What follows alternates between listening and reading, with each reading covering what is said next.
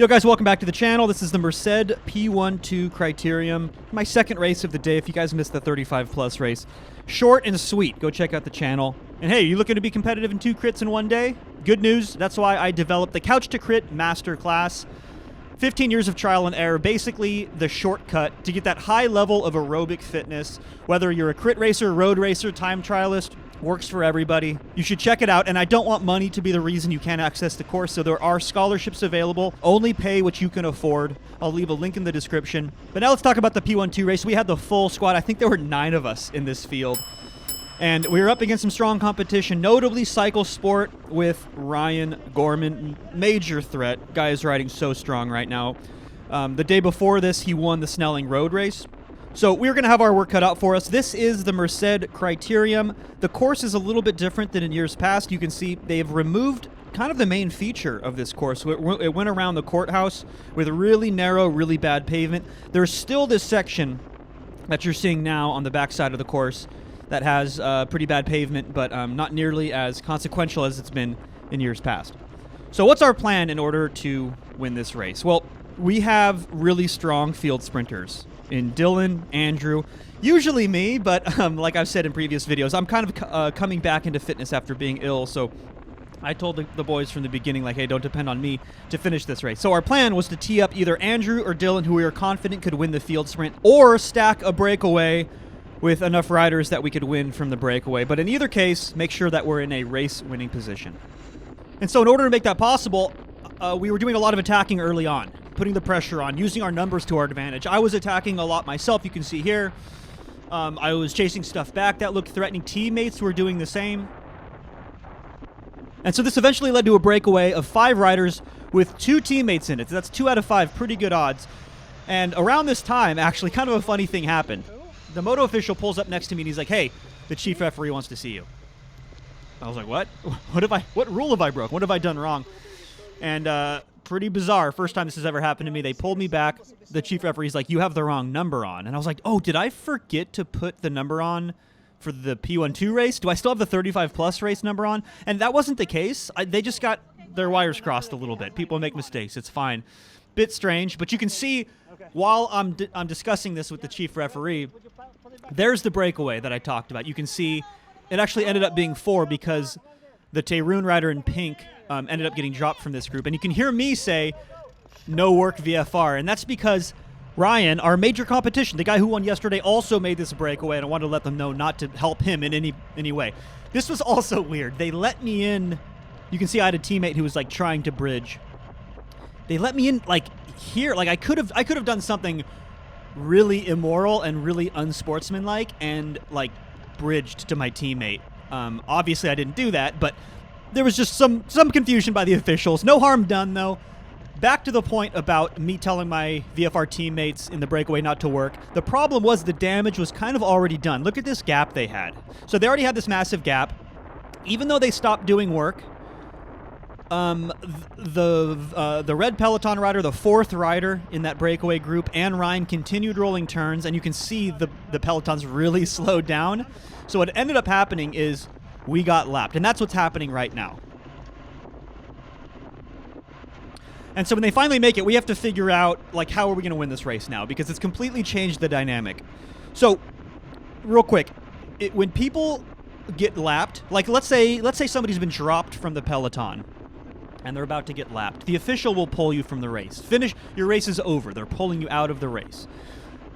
However, when a breakaway group laps, the Peloton, they don't pull the entire Peloton. What happens is everyone is now racing for the same finish line at 1 to go, but only those 4 people in this case that were in the breakaway are actually competing for the top 4 spots. So it's kind of a weird situation where you could get 5th in the field sprint, but you can win the race if you're one of those 4 riders and you finish first amongst those 4 riders. So that's what's happening now. And because Ryan has teammates in this Peloton, and then both Willie and Cole, who were my VFR teammates who were in that breakaway, have teammates, it's almost like this race has restarted. There's Cole on the right, and Willie is in the rear camera right now. So what we're thinking about now is how are we going to beat Ryan? Because Ryan's really hard to beat, especially on a difficult short technical crit course. He's really hard to beat. And the idea we came up with was, let's try to launch Cole as fast as he possibly can get with 1 lap to go.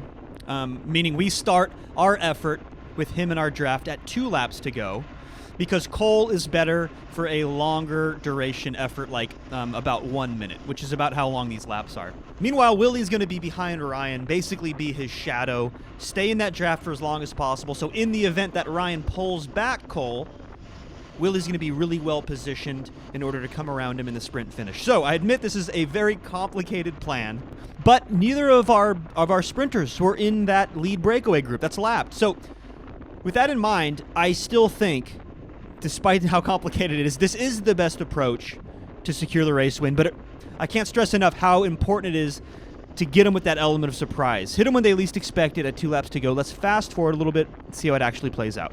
Okay, relatively uneventful next like 15, 20 kilometers. That brings us into 2 kilometers to go. We're approaching 2 laps to go. Again, these are very short laps. You can see in front of me is Andrew. He's going to start things off. Coming into 2 laps to go. Behind me is Cole.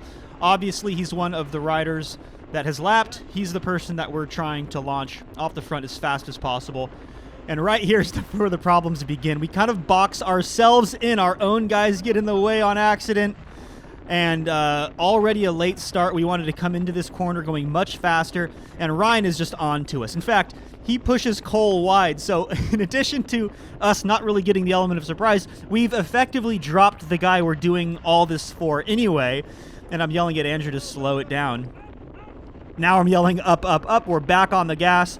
But like, we didn't get that gap. Like I said, the whole point of this effort was the element of surprise, was to make sure that Ryan's caught off guard, that Ryan's teammates are caught off guard. But as you can see in the rear camera, that is not the case. We do not even have a gap.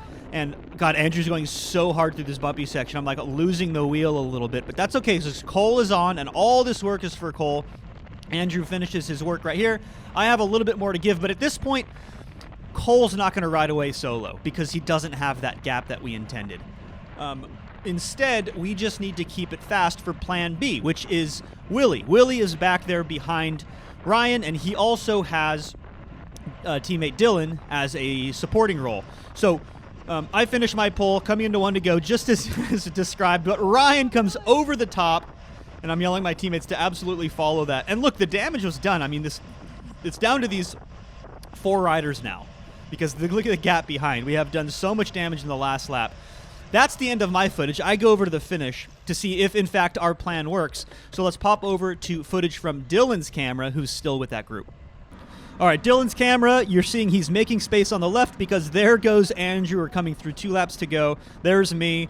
And there's Cole getting pushed wide by Ryan, who totally saw this coming. We did not get that element of surprise. Oh, and there's Willie, by the way, with the tattoo on his left leg, also following this group.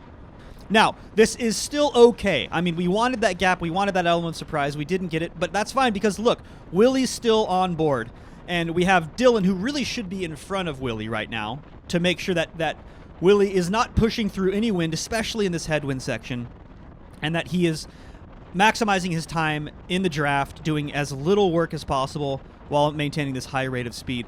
But he's having the same problem I had, which is, look how fast we're going. I mean, through this bumpy section, it's just hard to kind of stay on the power. And that's the problem Dylan's having right now. He needs to get back up with that group. There's Andrew on the left peeling off. I'm doing my last effort here. And remember, we have now clear daylight. We have a big gap back to the peloton behind. It's really just making sure that Ryan can't escape. But that's a big ask because Ryan goes on the right there, and he's so fast. Ryan's so strong that we're just unable to follow.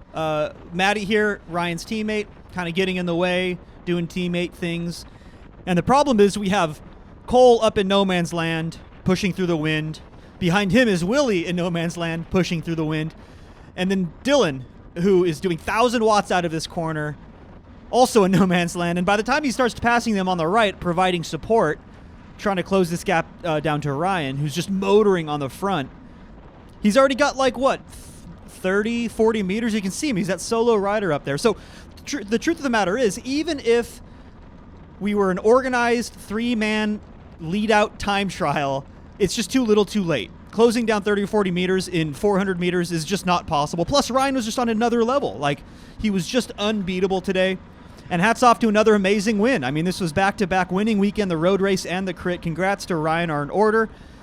Best we can manage was second and third, but we'll be back. We'll be back, guys. More races are coming. In fact, more races have already been raced. I'm working on the edits now, so get subscribed if you haven't already. It's totally free. Help support the channel.